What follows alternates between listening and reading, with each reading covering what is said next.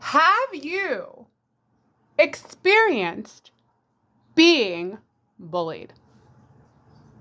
Have you been afraid to leave your home because you know the bullies are waiting? They're waiting for you. They're expecting you. It feels like their only goal in life is to bully you. They're keeping track of you. At least that's how it feels. What is the evolutionary purpose of a bully at all, you ask? I don't know, but I will tell you the repercussions of being bullied definitely affect your life. It affected my life in the past as a young little girl. Now, I was bullied on many different occasions. Where should I begin? Should I begin with the bullying that made me cut school? Yes, let's start with that. Let's go back to David A. Booty. That's right, David A. Butte, an actual junior high school in Brooklyn, New York.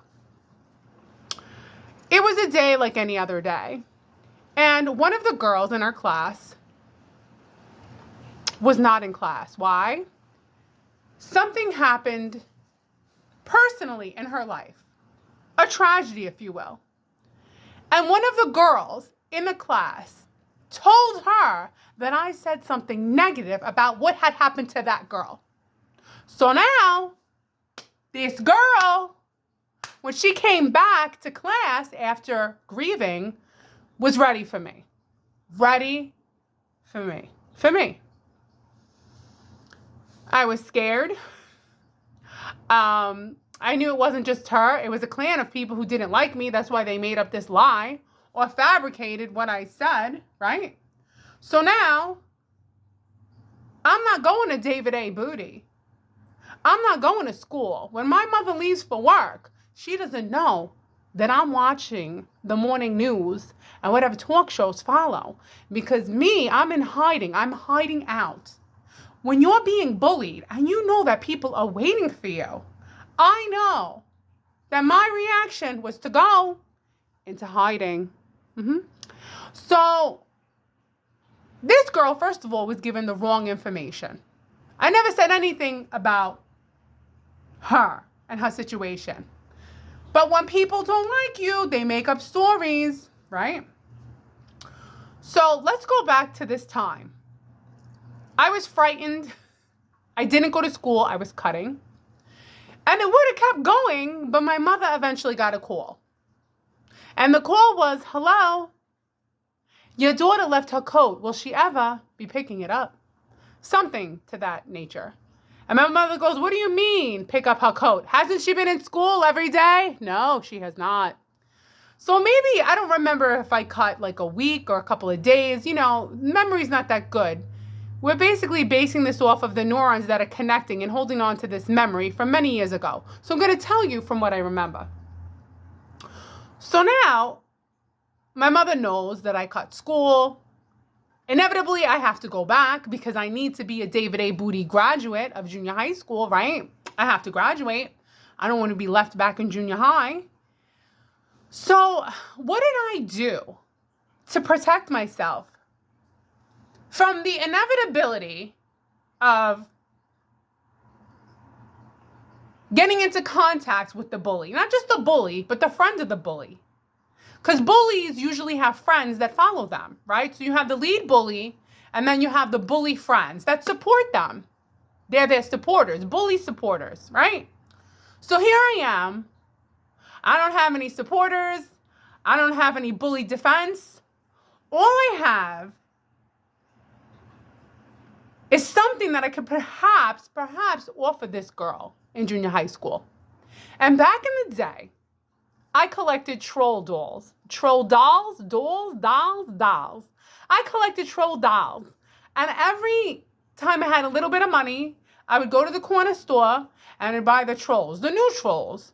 The happy troll, the lucky troll, the teacher troll, whatever the theme was, I had the troll. Look them up. If you're from that era, you know trolls were like, they were a thing. So I must have had I don't know, 50 trolls. By now, they probably would have been worth something. She probably cashed out today. But anyway, I said, you know what? The only way for her to forgive me for doing something I did not do was to give her my trolls. So my first bully story ends like this. I caved in and I gave her my trolls. All of them. I remember that day in the schoolyard. Slowly, I entered the schoolyard. I had the trolls. That was my way of making peace. And thank goodness it worked. That's story number 1. Story number 2. There were these 3 girls. I remember their names. Vicky,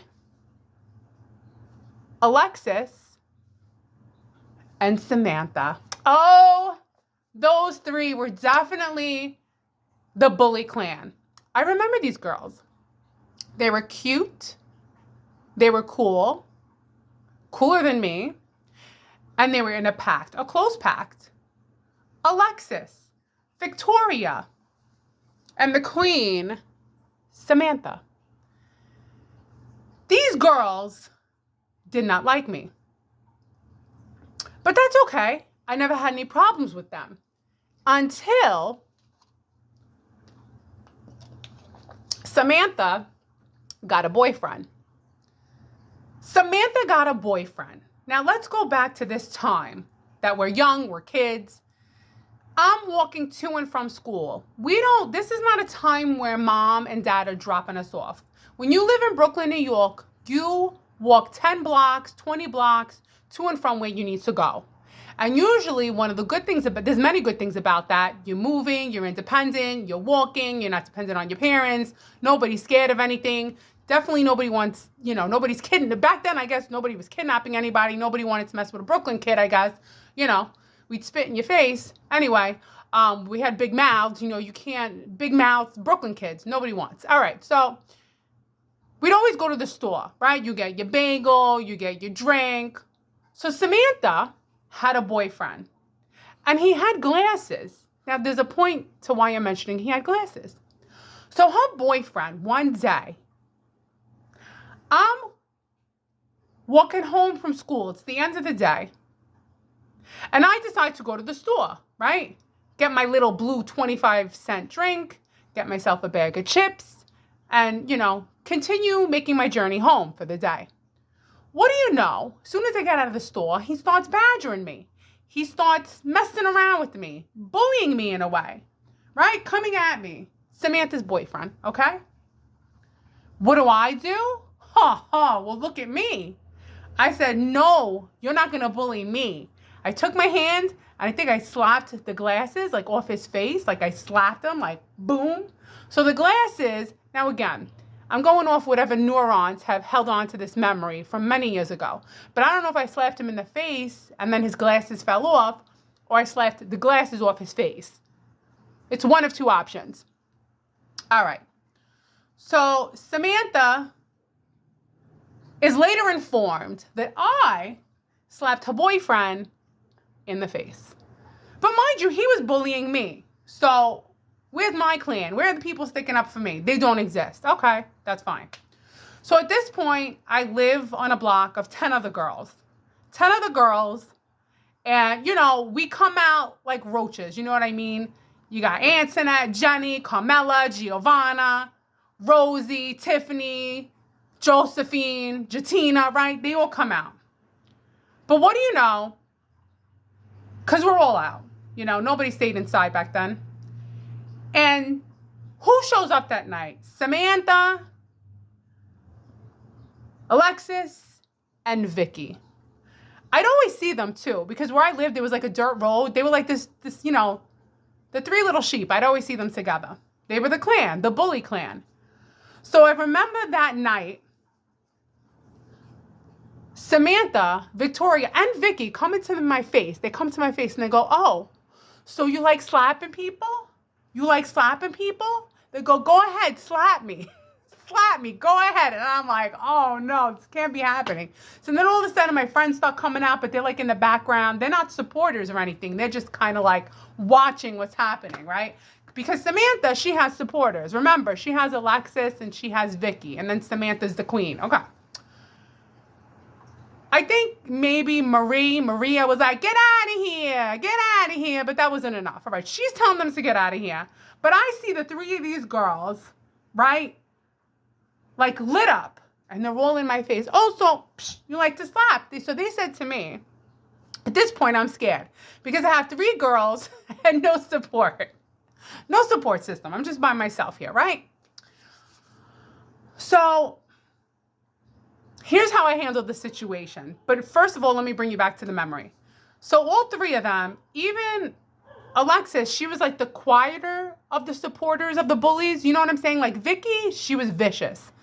Vicious Vicky. She didn't say much, but she was vicious. Alexis was kind of quiet, but you could see she was a nice girl. She wasn't nice that night.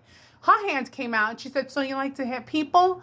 Now, I think one of them eventually almost touched my face.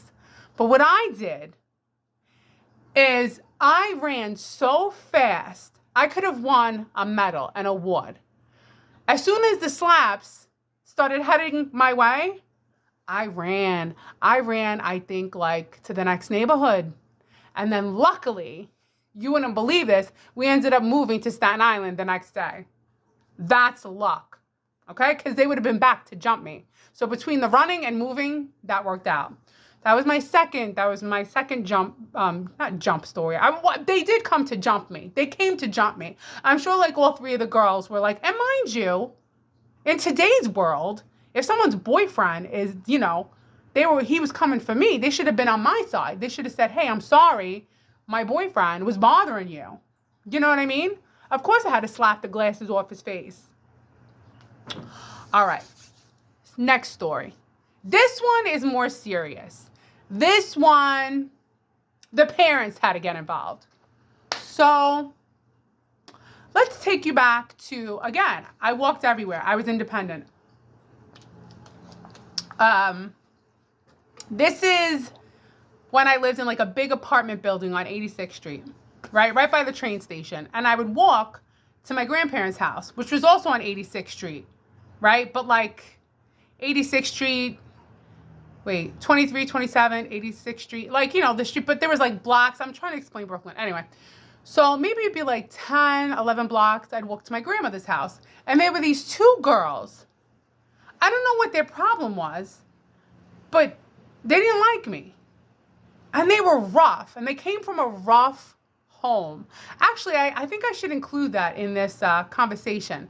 Perhaps bullies come from a rough home because she came from a trashy environment and then she came for me like trash, right? So I'm walking to my grandmother's house and there were two girls and the one girl came for me. The other girl, again, my neurons, I'm trying to remember what her problem was with me. I was a kid. I don't know. The oldest I could have been was 9. The oldest. 8 or 9. But I was always tall. Like I don't know if I offended people because I was like tall, loud, goofy, very, like my personality was annoying to people even then as kids. I don't know how I offended these girls. Anyway, this is more serious. And I'm sure if this happened to your kids, you would intervene. So I'm walking to my grandmother's house and she goes, you got a problem? You got a problem? And I remember she took her fist and she punched me in the face. Like she punched me like a punch. Like that's not now like a slap in the face. That's not like, here's my troll dolls, don't bother me. We're on the school, campus. We're in the schoolyard. No, this is past the schoolyard. This is past giving trolls to make amends. This is past running away from the 3 bullies, Victoria, Samantha, and Vicky. No, this girl punched me in the face.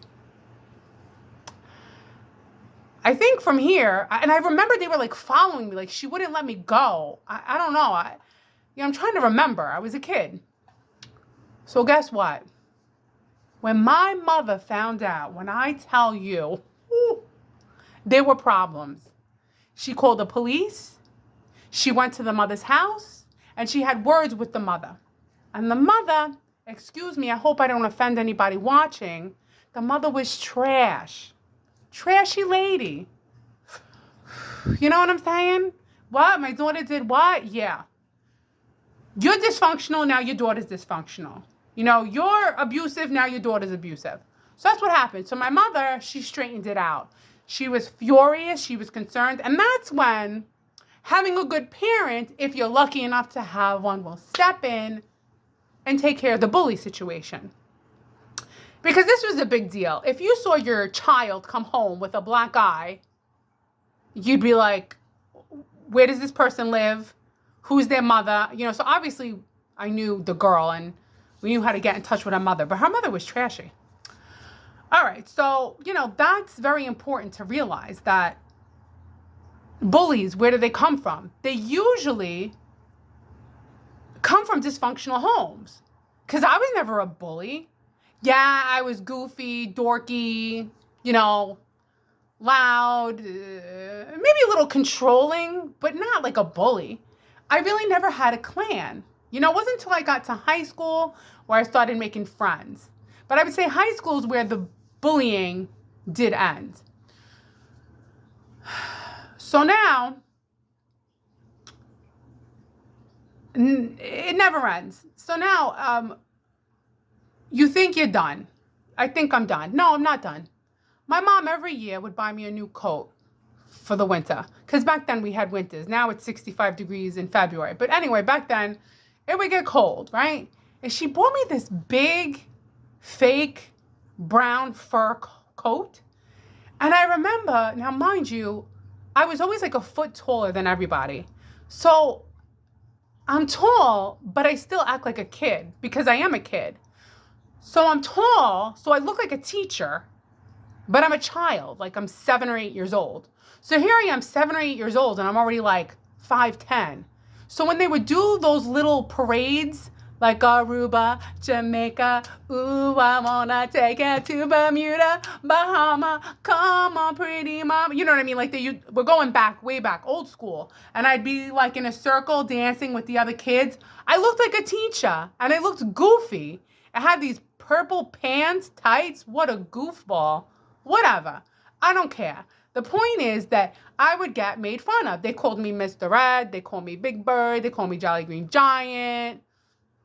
But I think Mr. Ed, that's the one that bothered me the most. But I think when you're a kid, all like Big Bird, like really, who cares? Like Jolly Green Giant, who cares? But when you're a kid, the stupidest thing like hurts, right? You don't even have a name. All people do is give you nicknames and they like abuse you, like emotionally. They emotionally abuse you.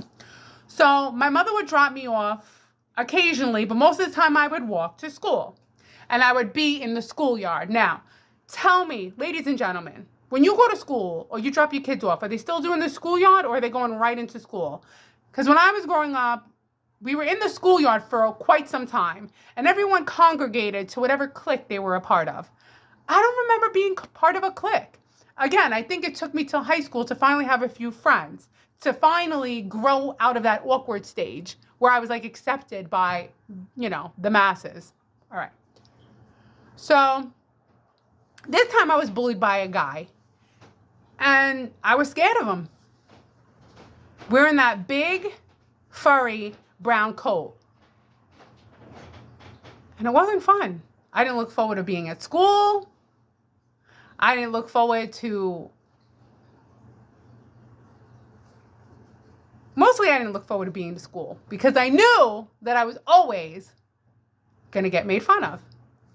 Oh, wait, this is the best one. This is called getting set up. Last but not least, I remember being in class and they blamed me for some kid falling over in his chair. They blamed me. And then they wanted me to go to special ed. You believe that? They wanted me to go to special ed. So my mother, once again, had to step in and fight for me. So I had bullies constantly telling me that I started things, I'm saying things, I'm doing things when I didn't. Now, as an adult, I get bullied in a different way. It's called complaints at work.